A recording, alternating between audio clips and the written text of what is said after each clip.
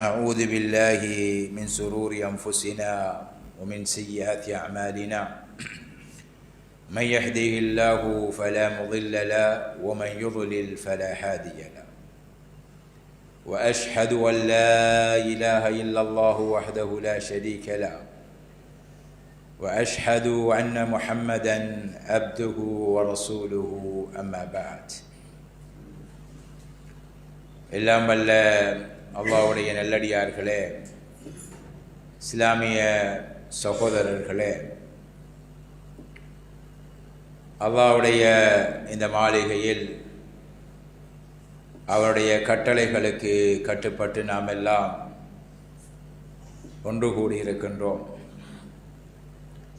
இந்த தருணத்திலே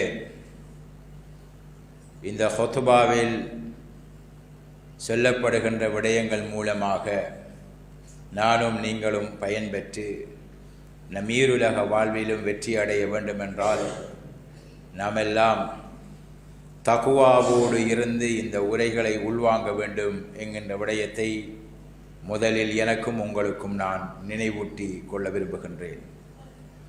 ரசூலுல்லாஹி ஸல்லல்லாஹு அலைஹி வஸல்லம் அவர்கள் இப்படி தன்னுடைய உபதேசங்களில் பெரும்பாலும் அதனை நினைவூட்டி இருக்கிறார்கள், ஹுத்பாக்களிலே நினைவூட்டி இருக்கிறார்கள். அது பற்றி வருகின்ற வசனங்களை ஓதியிருக்கிறார்கள். குறிப்பாக யா அய்யுஹல்லதீன ஆமனு தக்குல்லாஹ், ஈமான் கொண்டோர்களே அல்லாஹுவை பயந்து கொள்ளுங்கள், ஹக்க துகாத்திஹ், எப்படி அல்லாஹுவை முறையாக பயப்பட வேண்டுமோ அப்படி பயந்து கொள்ளுங்கள், வலா தமூதுன்ன இல்லா வ அன்தும் முஸ்லிமூன், நீங்கள் முஸ்லீம்களாக அன்றி மரணித்து விடாதீர்கள் என்கின்ற அந்த அல் குர்ஆனிய வசனத்தை ஓதியிருக்கிறார்கள். இதுபோன்று சில வசனங்களை ஓதியிருக்கிறார்கள்.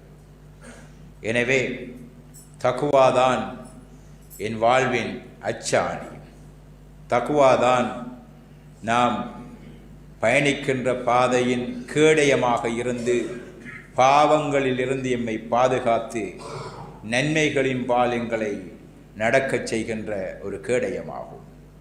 அந்த தக்வா எம் ஒவ்வொருவருடைய உள்ளங்களிலும் நிறைந்ததாக, எம் செயற்பாடுகளில் அவை வெளிப்படக்கூடியதாக நாம் இருக்க வேண்டும்.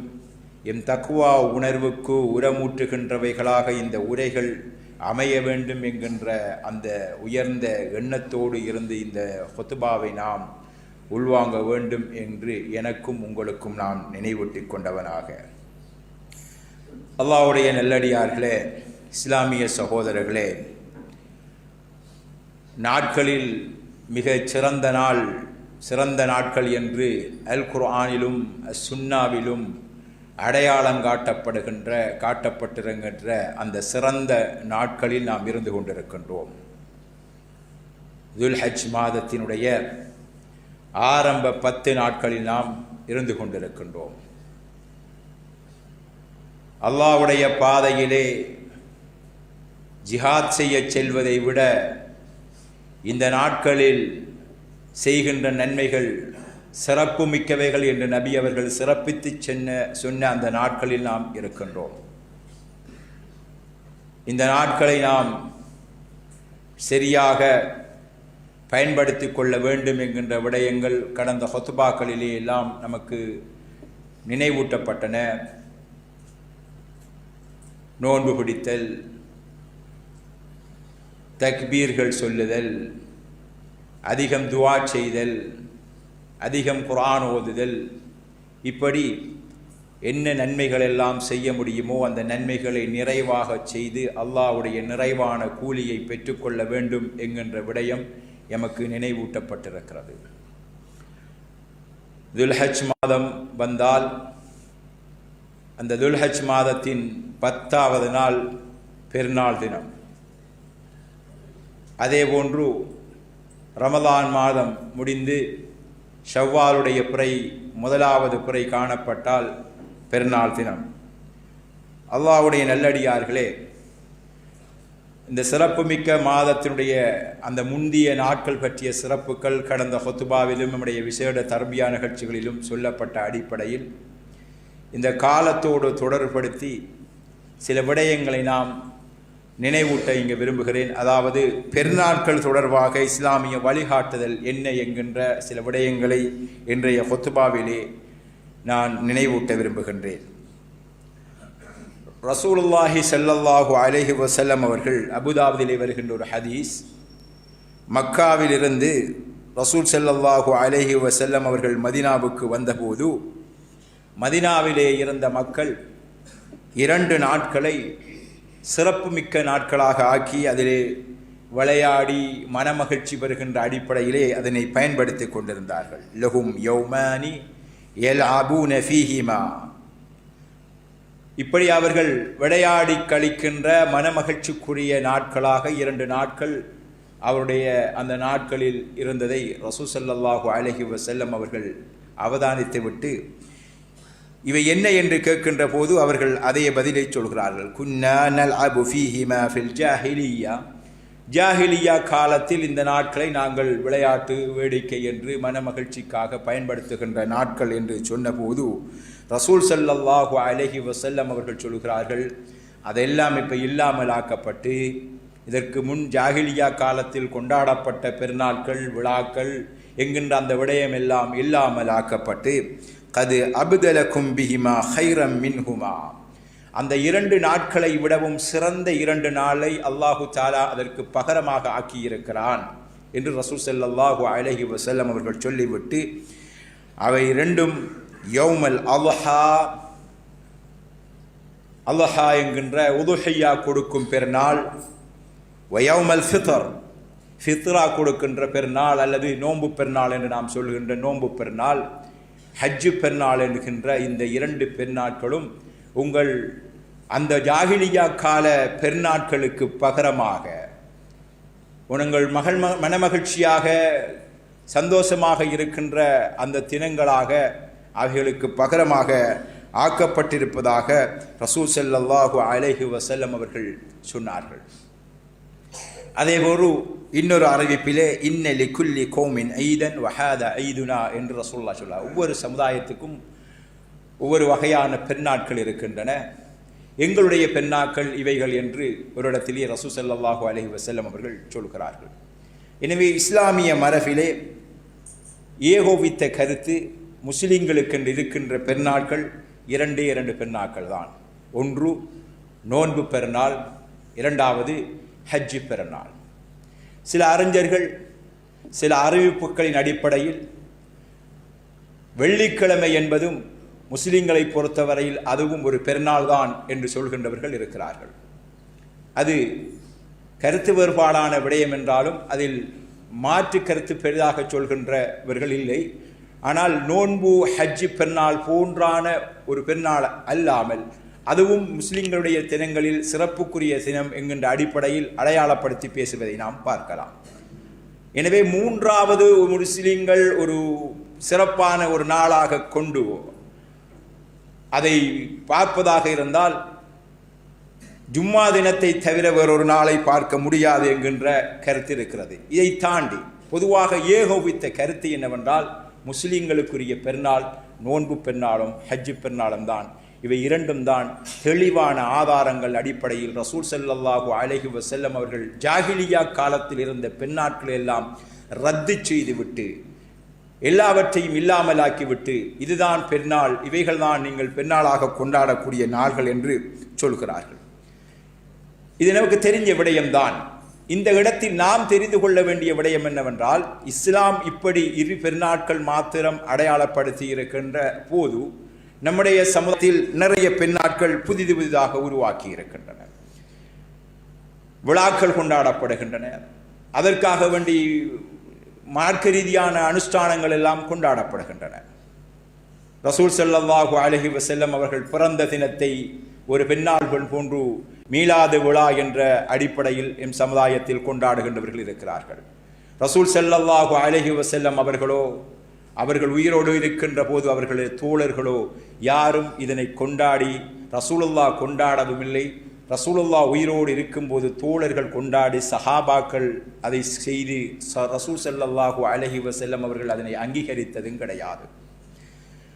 நம்முடைய சமுதாயத்தில் சில மக்கள் இருக்கிறார்கள், இந்த பெருநாள் தினத்துக்கென்று புது உடுப்பு துணியெல்லாம் எடுத்து அதை மகிழ்ச்சிகரமாக வித்தியாசமான வணக்கங்கள் எல்லாம் செய்து சுபஹான மௌலுது என்கின்ற பெயரில் மௌலுதுகள் எல்லாம் கட்டி அந்த பாடல்களை பாடி பெரும் மகிழ்ச்சி அடைகின்ற சந்தோஷம் கொண்டாடுகின்ற ஒரு விடயத்தை காணலாம்.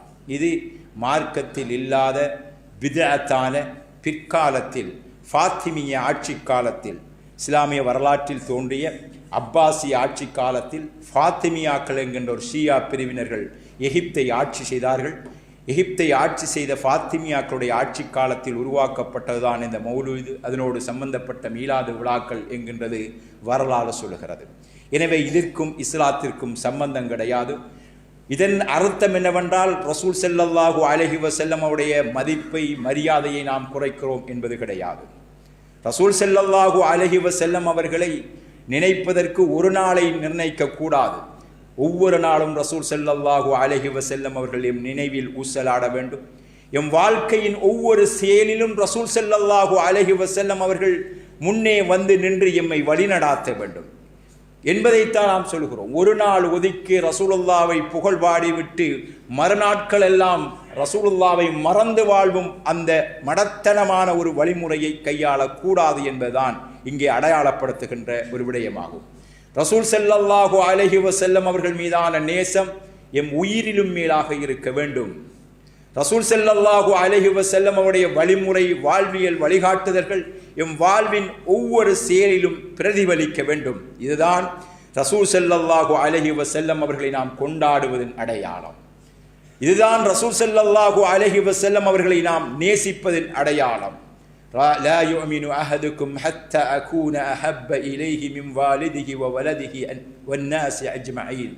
ரசூல் ஸல்லல்லாஹு அலைஹி வஸல்லம் அவர்கள் சொன்னார்கள், உங்களில் யாரும் உண்மையான மூமினாக மாட்டார், நான் உங்களுடைய மின் வாலிதிஹி பெற்றோர்கள், வ வலதிஹி பிள்ளைகள், வன்னாஸி அஜ்மஈன் உலக மக்கள் அத்தனை பேரை விடவும் உங்களுக்கு நான் நேசத்துக்குரியவனாக ஆகின்றவரை நீங்கள் உண்மையான மூமினாக ஆக மாட்டீர்கள் என்று ரசூல் ஸல்லல்லாஹு அலைஹி வஸல்லம் அவர்கள் சொன்னார்கள். ரசூலுல்லாஹ் எம் உயிரிலும் மேலானவராக இருக்க வேண்டும். அது தவிர்க்க முடியாது. ஒரு ஈமானின் அடையாளம் அதுதான். எனவே ரசூலுல்லாவை நேசிக்க வேண்டும் என்பதற்காக பிழையான விழாக்களை பெருநாட்களை கொண்டாடி அது செய்வது ரசூல் ஸல்லல்லாஹு அலைஹி வஸல்லம் அவர்கள் விரும்பாத ஒரு விடயமாகும்.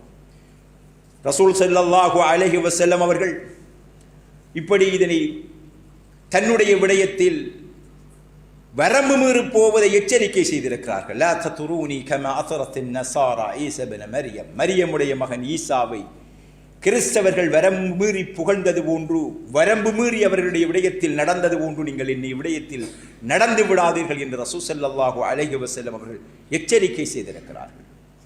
எனவே பெருநாட்கள் தினம் என்று வருகின்ற போது ஒரு முஸ்லிமுடைய மனதில் வர வேண்டிய பெருநாள் நோன்பு பெருநாள், ஹஜ்ஜி பெருநாள். இதுதான் பெருநாள். இதை தாண்டி பெருநாள் கிடையாது. சிலர் தங்களுடைய அவுலியாக்களுடைய பெருநாள் பெருநாள் கொண்டாடுகிறார்கள். கபறுகளிலே விழா கொண்டாடுகிறார்கள். அவற்றிற்கு கொடியேற்றுகின்ற விழாக்களை செய்து அதனை விழாவாக பெருநாளாக கொண்டாடுகிறார்கள். இந்த நோன்பு பெருநாள், ஹஜ்ஜி பெருநாள்களை விடவும் சிறப்பித்து கொண்டாடுகின்ற பெருநாள்கள் போன்று அவர்கள் பூரிப்பு அடைகின்ற பெருநாட்களாக இருக்கிறார்கள். இந்த உலகத்தில் நடமாடிய அல்லாஹுவால் ஒரு வலி என்று சான்று கொடுக்கப்பட்டவர் என்றால் அது ரசூல் ஸல்லல்லாஹு அலைஹி வஸல்லம் அவர்கள்தான். இன்னக லஅலா குலுகின் அதீம். அல்லாஹு தஆலா நபிகள் நாயகம் ஸல்லல்லாஹு அலைஹி வஸல்லம் அவர்களை பார்த்து சர்டிபிகேட் கொடுக்கிறான், சான்றிதழ் கொடுக்கிறான். நீங்கள் மகத்தான பண்பாடுடையவராக இருக்கிறீர்கள் என்று சொல்கிறான்.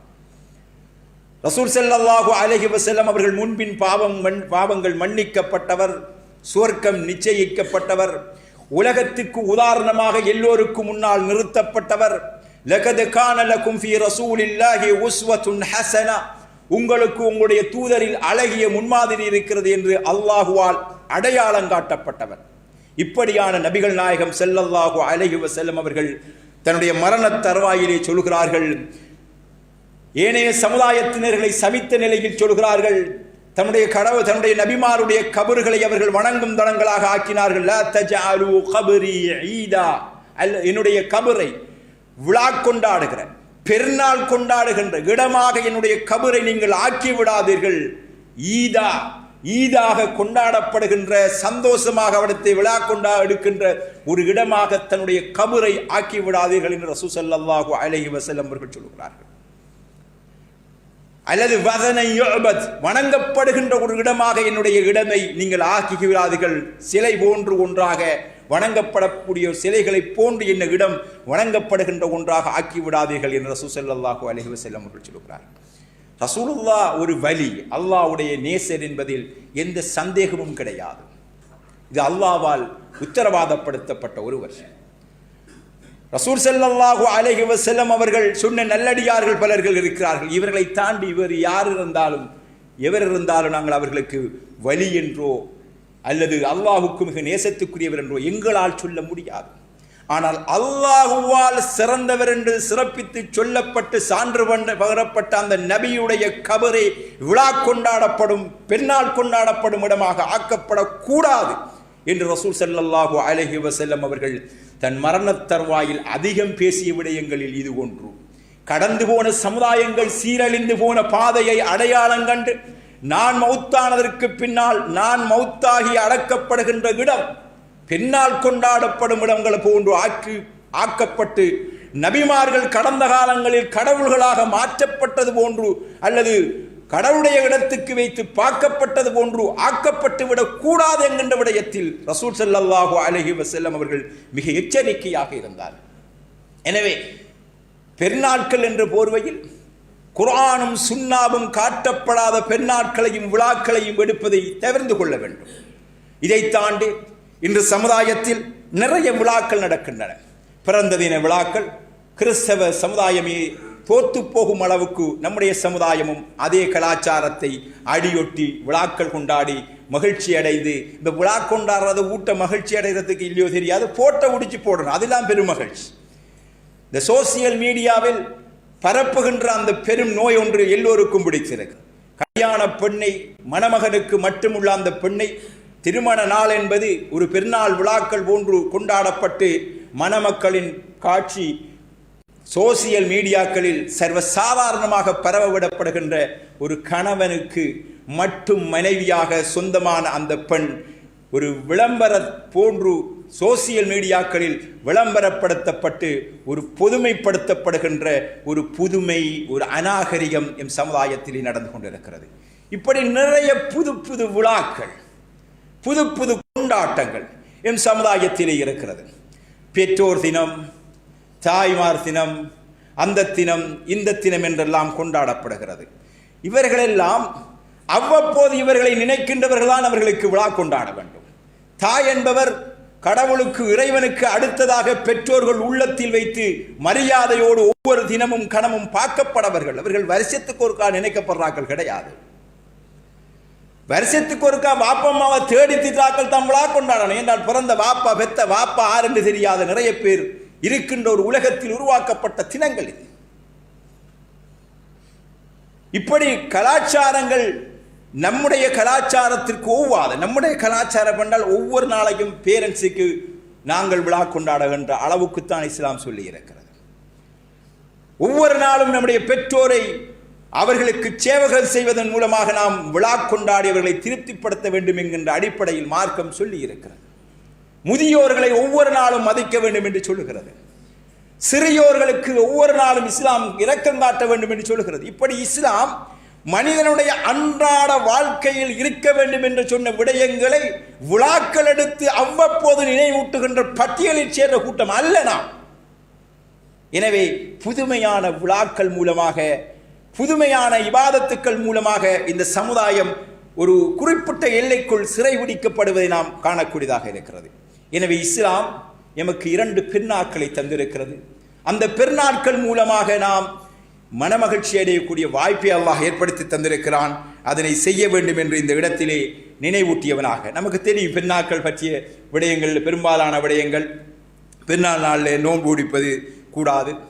அதே போன்று பெருநாள் தினத்தை பொறுத்தவரையில் பெருநாள் என்பது ஏனைய சமுதாயத்தின் பெருநாட்கள் போன்று அல்ல. இந்த பெருநாள் என்பது இபாதத்தோடு சம்பந்தப்பட்ட விடயங்கள். ரசூல் ஸல்லல்லாஹு அலைஹி வஸல்லம் அவர்கள் இந்த பெருநாளை முதலாவதாக தொழுகையை கொண்டுதான் ஆரம்பம் செய்வார்கள். அதற்கு பிறகுதான் மற்ற காரியங்களை நடத்துவார்கள். அந்த அடிப்படையில் ரசூல் ஸல்லல்லாஹு அலைஹி வஸல்லம் அவர்கள் பெருநாள் தொழுகை தொழுதிருக்கிறார்கள். இந்த பெருநாள் தொழுகையை பொறுத்தவரையில் அறிஞர்களுக்கு மத்தியிலே இது ஃபர்லா, ஒவ்வொருவருக்கும் ஃபர்ல ஐனா, ஃபர்லு கிஃபாயாவா, சுன்னத் முஅக்கதாவா என்கின்ற விடயத்தில் கருத்து வேறுபாடு இருக்கிறது. ஆனால் இதை எல்லாவற்றை வைத்து சாரமாக சொல்வதாக இருந்தால் ஒருவர் கட்டாயம் தவிர்க்க முடியாமல் இதை செய்வது சிறந்தது என்கின்ற ஒரு வணக்கம் தான் இது. நிறைய வணக்கங்கள் வருது. ஃபஸல்லி லிரப்பிக வன்ஹர், அல்லாஹ் ஒரு வசனத்திலே சொல்கிறான், உன்னுடைய ரப்பை நீங்கள் தொழுங்கள், அறுத்து பலியிடுங்கள் என்று அல்லாஹ் இங்கே சொல்லுவது. நோன்பு பெருநாள், ஹஜ்ஜி பெருநாள் தொழுகையை தொழுங்கள், அதற்கு பின்னால் நீங்கள் உதுகியா கொடுங்கள் என்று அல்லாஹ் சொல்லுகிறான். இது ஓர்டர் என்கின்ற அடிப்படையில் சிலர் இது கட்டாயம் செய்யப்பட வேண்டிய கடமை என்றும் சொல்கிறார்கள். எனவே ரசூல் ஸல்லல்லாஹு அலைஹி வஸல்லம் அவர்கள் சில பெண்கள் திடலுக்கு போவதற்கு ஆடை இல்லை என்ற ஒரு முறைப்பாடு வந்தபோது ஆடை இல்லாதவருக்கு ஆடை உள்ளவர் கொடுத்து அவரை மறைத்து அவரை தொழுந்திடர்களுக்கு கூட்டி வாருங்கள் என்று ரசூல் ஸல்லல்லாஹு அலைஹி வஸல்லம் அவர்கள் சொல்லி இருக்கிறார்கள். இந்த அடிப்படையில் பார்த்தால் அவர் கட்டாயம் திடலுக்கு வர வேண்டும் என்று ரசூலுல்லாஹ் வலியுறுத்தி இருப்பதை பார்த்தால் இது தவிர்க்க முடியாத ஒரு கடமை என்கின்ற அடிப்படையிலே சொல்கிறார்கள். சிலர் இருக்காங்க, பெண்ணாளைக்கு உடுப்படுக்கிற நமக்கு என்ன பெண்ணாள் என்று சொல்லிவிட்டு வீட்டோடு சுருங்கிக் கொள்பவர்கள், அல்லது வாழ்க்கையில் நமக்கு என்ன சந்தோஷம் என்று சொல்லிவிட்டு நம்மளை விட்ட ஒரு இழப்பு அல்லது நமக்கு ஒரு பொருளாதாரத்தில் ஒரு இழப்பு அல்லது நமக்கு ஒரு கஷ்டம் ஒரு நஷ்டம் என்று வந்தால் நமக்கு வாழ்க்கையில் எல்லாம் இழந்து தொடர்ந்து போட்டு கிடக்கும், இன்றைக்கு நமக்கு என்ன பெருநாள் என்று விட்டு ஒதுங்கி போகின்ற மனநிலை கொண்ட பலர்கள் இருக்கிறார்கள். அப்படியெல்லாம் பார்க்கின்ற ஒரு விடயமல்ல, இது ஒரு இபாதத். ரசூல் ஸல்லல்லாஹு அலைஹி வஸல்லம் அவர்கள் நமக்கு காட்டி தந்திருக்கிறார்கள். எனவே பெருநாள் தினங்களில் பெருநாள் தொழுவது என்பது ஒரு வலியுறுத்தப்பட்ட ஒரு சுன்னா, வலியுறுத்தப்பட்ட ஒரு விடயம் என்கின்ற அடிப்படையில் நாம் அதனை பார்க்க வேண்டும் என்று நபிகள் நாயகம் ஸல்லல்லாஹு அலைஹி வஸல்லம் அவர்கள் பெண்கள் உட்பட அத்தனை பேரையும் வெளியேற்றி இருக்கிறார்கள். எல்லோரும் நீங்கள் திடலுக்கு வர வேண்டும்.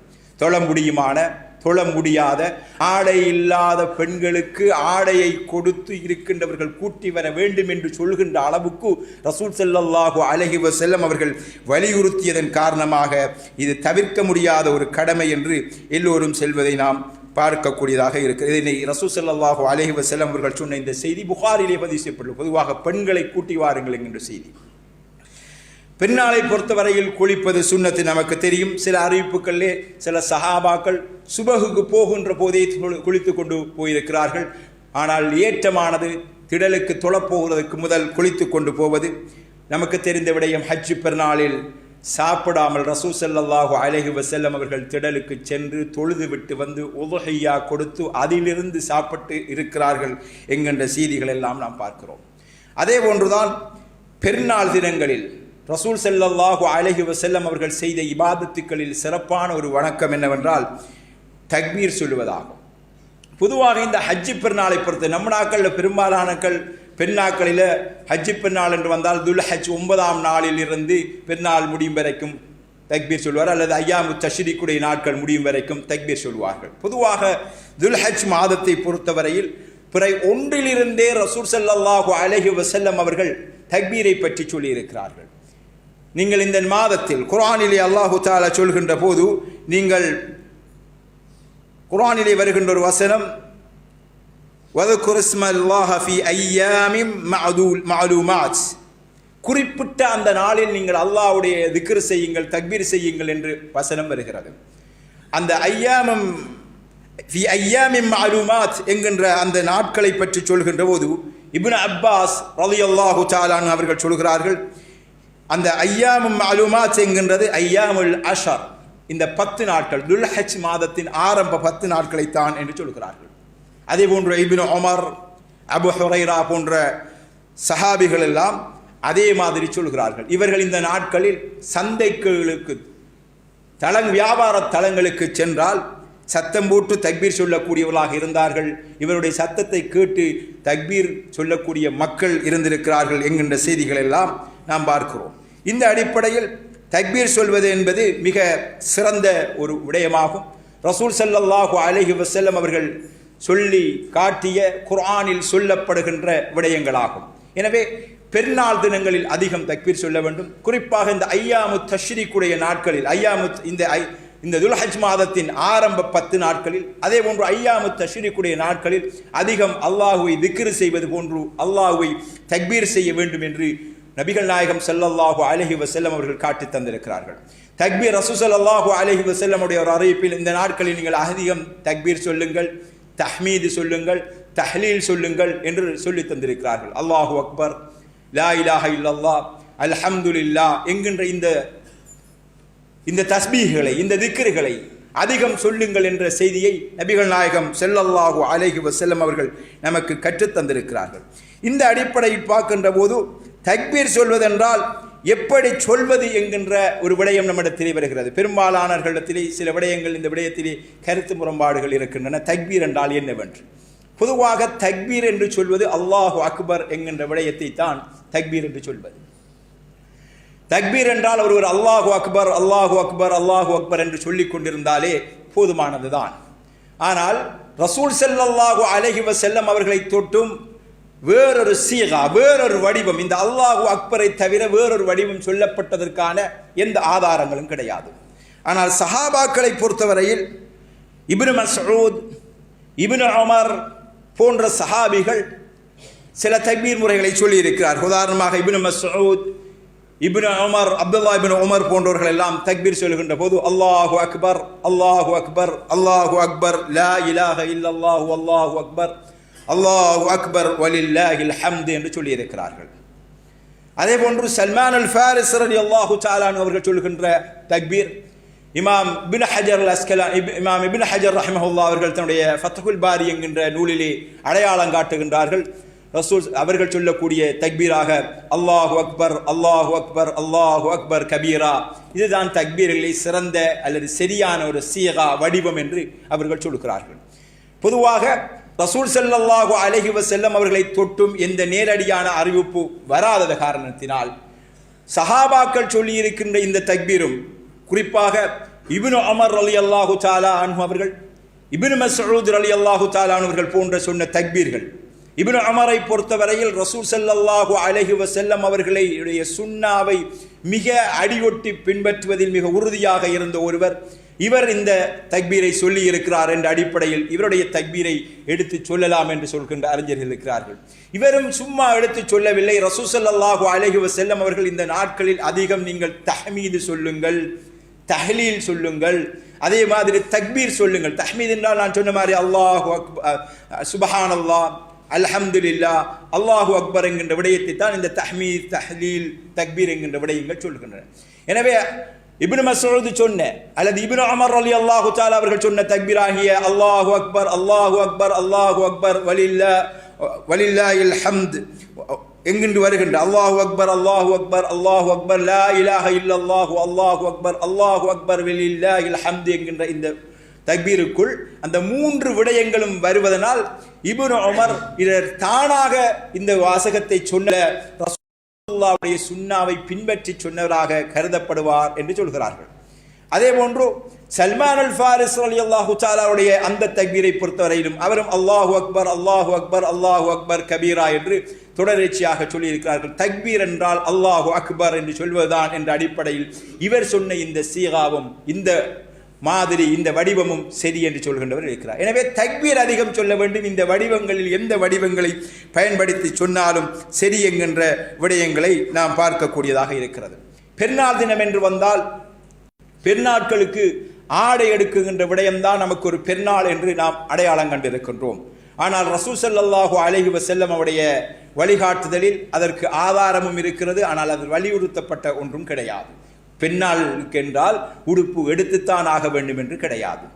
உமர் ரலியல்லாஹு தஆலா அன்ஹு அவர்கள் ரசூல் ஸல்லல்லாஹு அலைஹி வஸல்லம் அவர்களுக்கு ஒரு பட்டினால் ஆன ஆடை ஒன்றை எடுத்து கொடுக்கிறார்கள். இந்த ஆடையை நீங்க வச்சுக்கொள்ளுங்க, பெண்ணாள் தினத்தில் நீங்க இதை போடலாம், கெஸ்ட்டுகள் வரக்கள் இதை போடலாம் என்கின்ற அடிப்படையில் கொடுக்கின்றார்கள்.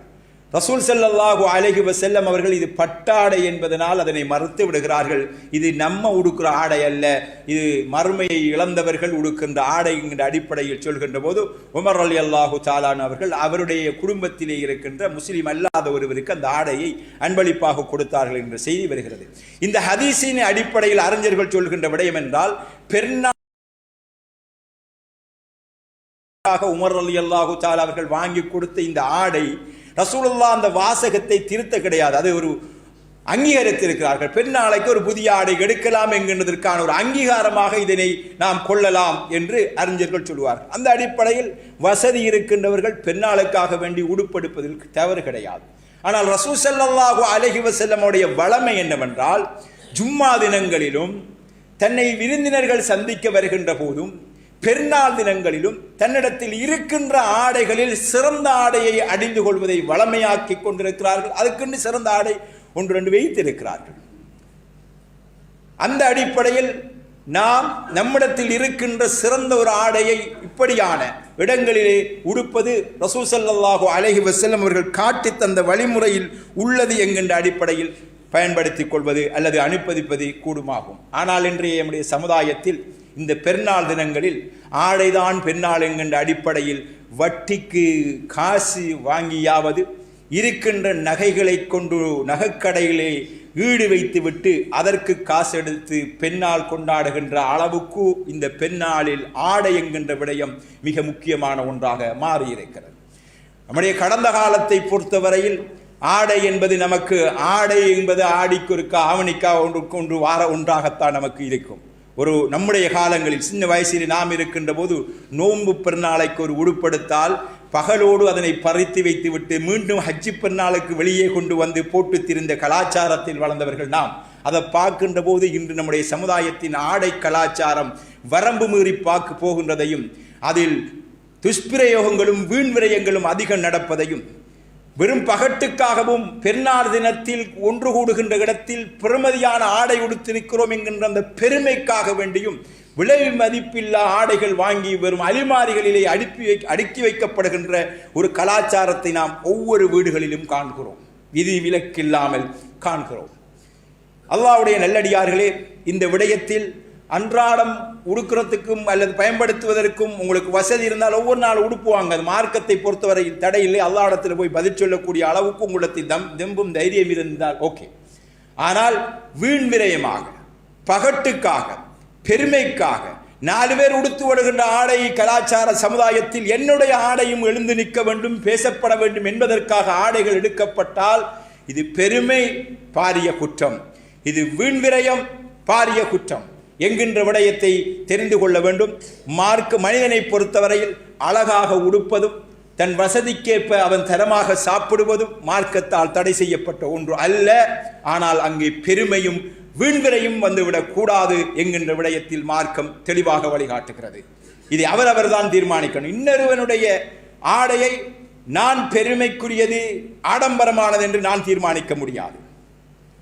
அப்படி ஒரு ஃபத்துவா நம்மளை நிறைய பேர் கொடுக்குற பெருமை கொடுத்து தான் அப்படி தீர்மானிக்க தெரியல. மார்க்க வரம்புகளை மீறி இருந்தால் மார்க்க வரம்புகளை மீறி இருக்கிறது 1008 பகட்டோடு போனால் அது தாவா நோக்கத்தில் அவர்களிடத்தில் சுட்டிக்காட்டப்பட வேண்டிய விடயம். இன்னொருவருடைய ஆடையுடைய அம்சத்தை நாம் ஒரு பிரச்சாரமாக எடுத்து பேச வேண்டிய தேவையில்லை. இது இஷ்ராஃப் என்று அவருக்கு அவருடைய வசதிக்கு ஏற்ப உடுப்பதற்கு அல்லாஹ் அனுமதி இருக்கிறான். குலு வஷ்ரபு வலா துஷ்ரிஃபு, நீங்கள் உண்ணுங்கள் பருகுங்கள் வீண் விரயம் செய்யாதீர்கள். அவரவர வசதிக்கு ஏற்றவாறு அவர் உடுக்கலாம் குடிக்கலாம், வீண்விரயம் செய்யாமல் இருக்க வேண்டும் என்பதுதான் அல்லாஹ்வுடைய கட்டளை. இந்த விடயத்தை நாம் கருத்தில் கொள்ள வேண்டும் என்கின்ற விடயத்தை சொன்னவராக பெருநாள் தினத்தை பொறுத்தவரையில் ரசூல் ஸல்லல்லாஹு அலைஹி வஸல்லம் அவர்கள் நோன்பு பெருநாளை ஒரு 2 ஈட்டி பிரமாணங்கள் எழுந்ததற்கு பின்னால் அந்த தொழுகையை தொழுதாக சில அறிவிப்புகள் வருகின்றன. ஹஜ்ஜி பெருநாளை பொறுத்தவரைக்கும் ஒரு ஈட்டி பிரமாணம், அதாவது ஒரு 20 நிமிடம் என்று அடையாளம் வைக்கலாம். அந்த அடிப்படையில் நோன்பு ஹஜ்ஜி பெருநாளை பொறுத்தவரை நம்முடைய சமுதாயத்திலே 6 மணி அணியிலே தொழப்படுகின்றன. ரசூல் ஸல்லல்லாஹு அலைஹி வஸல்லம் அவர்கள் பொதுவாக பெண்ணாட்களை அவருடைய வாழ்க்கை முழுக்க திடலில் தான் தொழுதிருக்கிறார் என்பதுதான் சஹீஹான ஆதாரம். ஒரே ஒரு லைஃபான ஆதாரம் இருக்கிறது. ஒரு மழை காலத்தில் ரசூல் ஸல்லல்லாஹு அலைஹி வஸல்லம் அவர்கள் பள்ளியிலே தொழுதார்கள் என்று.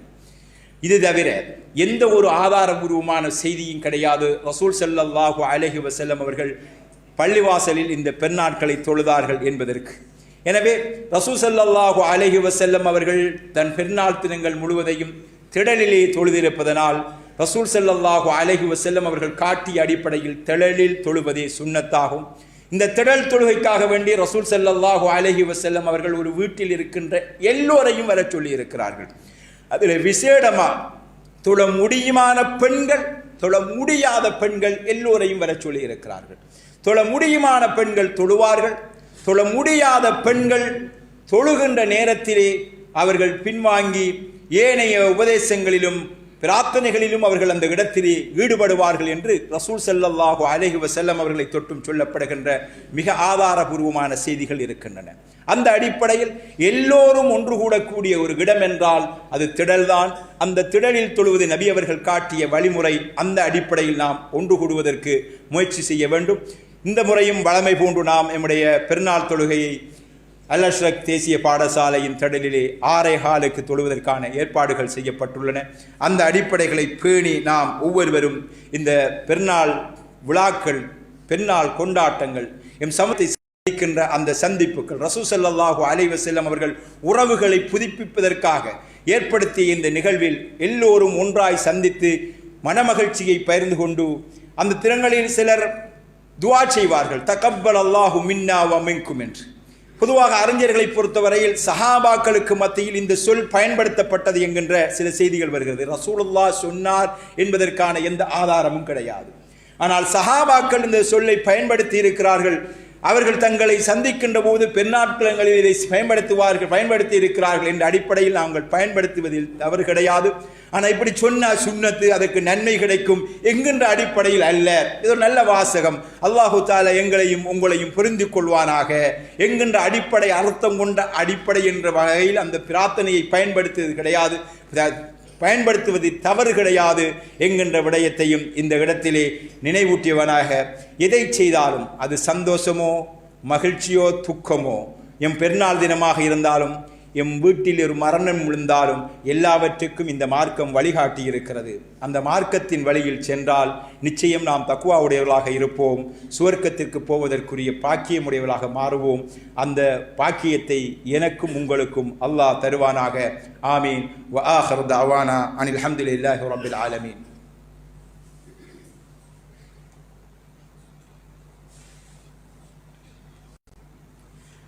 அல்ஹம்துலில்லாஹ் வஸ்ஸலாத்து வஸ்ஸலாமு அலா ரசூலில்லாஹ் அம்மா பஅத். அல்லாஹ்வுடைய நல்லடியார்களே, இஸ்லாமிய சகோதரர்களே, இந்த ஹஜ் பெருநாள் நெருங்கி வருகின்ற இந்த காலகட்டம் துல்ஹஜ் மாதத்தினுடைய சிறப்புமிக்க நாட்களிலே இருக்கிறோம். இந்த நாட்களில் எம்மை எதிர்நோக்கி வருகின்ற காலங்களில் இருக்கின்ற சிறப்பான சில செயல்பாடுகள் இருக்கின்றன. அதில் ஒன்று ரசூல் ஸல்லல்லாஹு அலைஹி வஸல்லம் அவர்கள் சொல்லி இருக்கின்ற அரஃபா நோன்பு பிடிப்பது பற்றி ரசூல் ஸல்லல்லாஹு அலைஹி வஸல்லம் அவர்கள் சொல்லி இருக்கிறார்கள். துல்ஹஜ் மாதம் 9வது நாள் இந்த நோன்பை ரசூல் ஸல்லல்லாஹு அலைஹி வஸல்லம் அவர்கள் பிடித்திருக்கிறார்கள். இந்த நோன்பு நன்மையை தரும் என்று நபி ஸல்லல்லாஹு அலைஹி வஸல்லம் அவர்கள் சொல்லி இருக்கிறார்கள். இந்த அரஃபாவுடைய நோன்பு எப்போது பிடிப்பது என்கின்ற விடயத்தில் நிறைய கருத்து வேறுபாடுகள் இருக்கின்றன. சர்வதேச பிறையை அடிப்படையாக வைத்து நோன்பு ஏனைய விடயங்களை தீர்மானிக்கின்ற சகோதரர்கள் பிறை 9 என்றால் துல்ஹஜ் மாதம் உலகத்தில் எங்கு பிறை கண்டாலும் அல்ல இந்த மாதத்தின் 9வது நாளில் பிறை பிடிக்க நோன்பு பிடிக்க வேண்டும் என்று சொல்கின்றவர்கள் இருக்கிறார்கள். அந்தந்த நாட்டின் அடிப்படை பிறையின் அடிப்படையிலே பிறைக்கு இபாதத்துடைய கணக்குகளை தொடங்க வேண்டும் என்கின்ற சகோதரர்கள் துல்ஹஜ் மாதம் உங்களுடைய நாட்டில் பிறை கண்ட தினத்தில் நோன்பு பிடிப்பது தான் சிறந்தது. அந்த 9வது நாள் நோன்பு பிடிப்பதுதான் அரஃபாவுடைய நோன்பு, அதை பிடிக்க வேண்டும் என்று சொல்கின்ற 2வது கருத்து இருக்கிறது. 3வது கருத்து, அரஃபா தினத்தில் ஹாஜிகள் அரஃபாவிலே கூடியிருக்கின்ற அந்த நாளில்தான் அரஃபா தினத்துக்கு முதல் வேறொரு நாட்டில் பிறை கண்டு அரஃபா தினம் அன்று 9வது நாளாக இருக்கின்ற போது வேறொரு நாட்டில் 10வது நாளாக இருந்தாலும் கூட அரஃபா தினம் என்கிறது ஹஜ்ஜை மையமாக வைத்து, சவுதியை மையமாக வைத்துத்தான் தீர்மானிக்க வேண்டும் என்கின்ற இப்படி கருத்துக்கள் இருக்கின்றன. இது ஒரு இஹ்திலாஃப், ஒரு இஜ்திஹாதுக்குரிய ஒரு கருத்து வேறுபாடு. அவரவருடைய இஜ்திஹாதின் அடிப்படையில் அவரவர் செய்கின்ற முடிவுக்கேற்ப அல்லாஹு தஆலா கூலி கொடுப்பான். இது ஒருவர் சர்வதேச பிறையின் அடிப்படையில் நோன்பு பிடிக்கப் போகிறார் என்றால் அல்லாஹு தஆலா அதுக்கு கூலி கொடுக்க போதுமானவன். அதே போன்று உள்நாட்டு பிறையின் அடிப்படையிலே நோன்பு பிடிக்கப் போகின்றவரும் அல்லாஹு தஆலா போதுமானவன். பெரும்பாலான அறிஞர்கள் சொல்கின்ற கருத்து என்னவென்றால், அரஃபா நோன்பு என்பது துல்ஹஜ் மாதம் 9வது நாள். நீங்கள் உங்கள் நாட்டில் எந்த பிறையை எந்த அடிப்படையில் தொடங்குகிறீர்களோ அந்த அடிப்படையில் நீங்கள் செய்து கொள்ளுங்கள், கூலி தர அல்லாஹ் போதுமானவன். அரஃபா நாளிலே நாம் இன்று கண்ணால் அரஃபா தினத்தை காண்பதனால் அரஃபாவிலே எல்லோரும் ஒன்று கூடியிருக்கிறார்கள். இப்போ நாம் இங்கு நோன்பு பிடிக்காமல் இருக்கிறோமே அல்லது நோன்பு பிடிக்கின்ற சந்தர்ப்பத்தை கைவிட்டு விட்டு இருக்கிறோமே என்று இந்த மீடியா உலகம் வளர்ந்ததனால் நாம் யோசிக்கிறோம். அப்படி இல்லாத ஒரு காலம் இருந்தது. அப்படி இருந்த போதும் இப்படி அவரவர் நாட்டு பிறைகளில்தான் நோன்புகள் பிடிக்கப்பட்டிருக்கின்றன என்கின்ற விடயம் சொல்லப்படுகின்றன. எனவே இந்த விடயம் என்பது மிக இஜ்திஹாதுக்குரிய மிக முரண்பாட்டுக்குரிய ஒரு அம்சமாக பேசப்படுகிறது. ஆனால் அல்லாஹு தஆலா எல்லாவற்றையும் நன்கறிந்தவன். இஜ்திஹாதுடைய விடயத்தில் ஒருபோதும் ஒருவர் புலை செய்ததாக கருதப்பட மாட்டார். 2 நன்மைகளில் ஒரு நன்மை நிச்சயமாக கிடைக்கும். சரியாக செய்தால் 2 நன்மை, அவருடைய இஜ்திஹாத் பிழைத்தாலும் ஒரு நன்மை கிடைக்கும். அல்லாஹு தஆலா போதுமானவன். நாம் அறிந்த வரையில் நாம் துல்ஹஜ் மாதம் 9வது நாள் ரசூல் ஸல்லல்லாஹு அலைஹி வஸல்லம் அவர்கள் துல்ஹஜ் மாதம் அவர்கள் ஹஜ்ஜிக்கு போவதற்கு முதல் அதற்கு முந்தைய ஆண்டுகளும் துல்ஹஜ் மாதம் 9வது நாள் நோன்பு பிடித்திருக்கிறார்கள் என்று பல செய்திகள் சொல்லப்படுகின்றன. அந்த அடிப்படையில் துல்ஹஜ் மாதம் 9வது நாள் எதுவோ அதில் நாம் நோன்பு பிடிப்பதற்கு முயற்சி செய்ய வேண்டும். அது 2 வருடங்கள் நோன்பு பிடிப்பதற்கான நன்மையை கிடைக்கும். இரண்டாவது, துல்ஹஜ் மாதத்தில் நபி ஸல்லல்லாஹு அலைஹி வஸல்லம் அவர்கள் நமக்கு காட்டிய சுன்னாக்களில் ஒன்று உலுஹியா கொடுக்கின்ற ஒரு கடமையாகும். எவருக்கு அந்த உலுஹியா கொடுப்பதற்கான வசதி இருக்கிறதோ அவர் கொடுக்க வேண்டும் என்கின்ற அடிப்படை இருக்கிறது.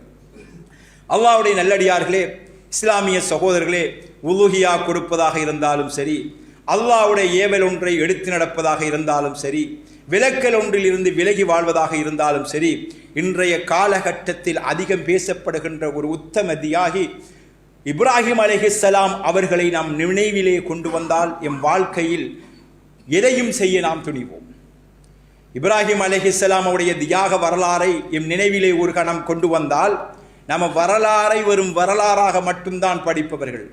எம் வாழ்வுக்கு தேவையான ஒரு படிப்பினையாக பார்க்கின்ற விதம் குறை.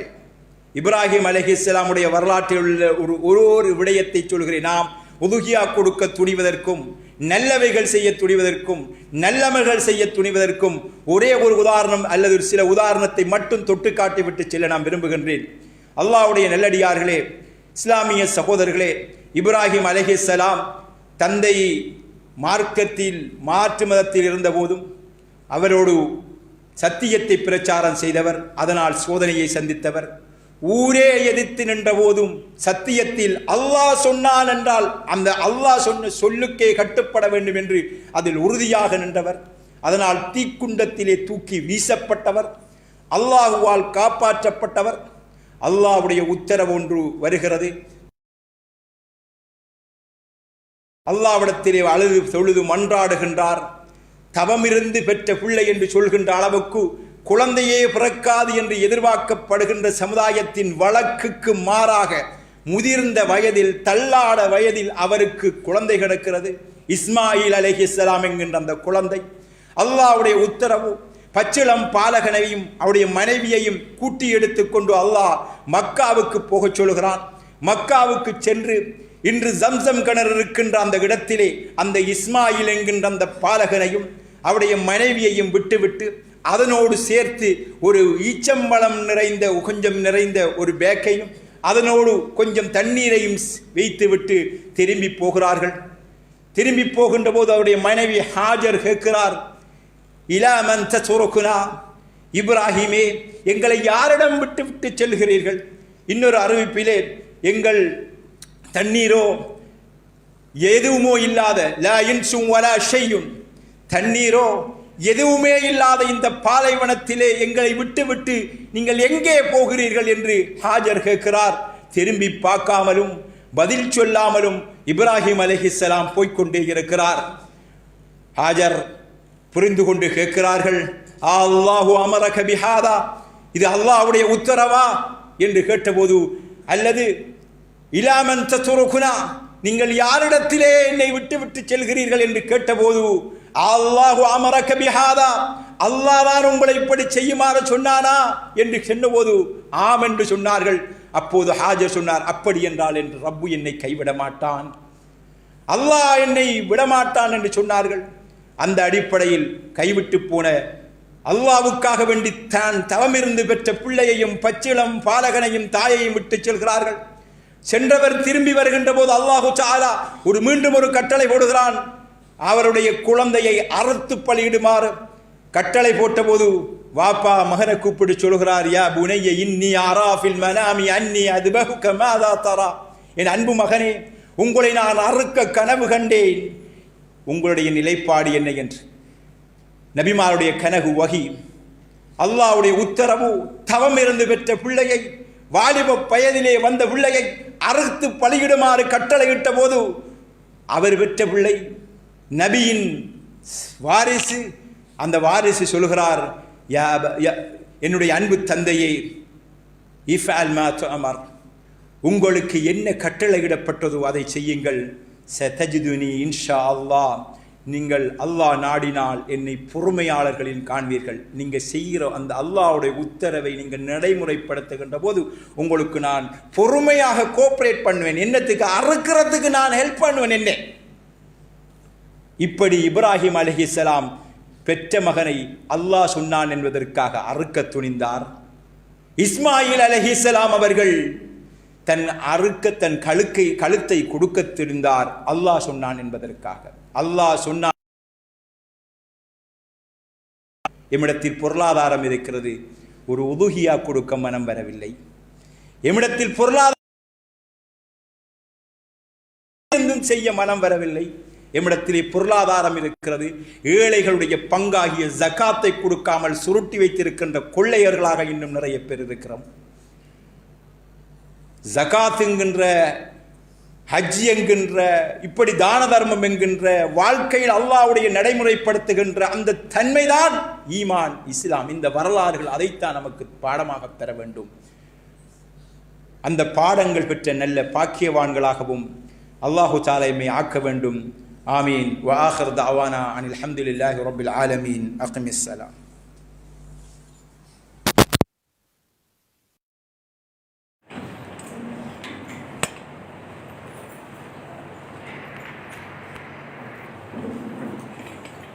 الله أكبر الله أكبر أشهد أن لا إله إلا الله وأشهد أن محمدا رسول الله.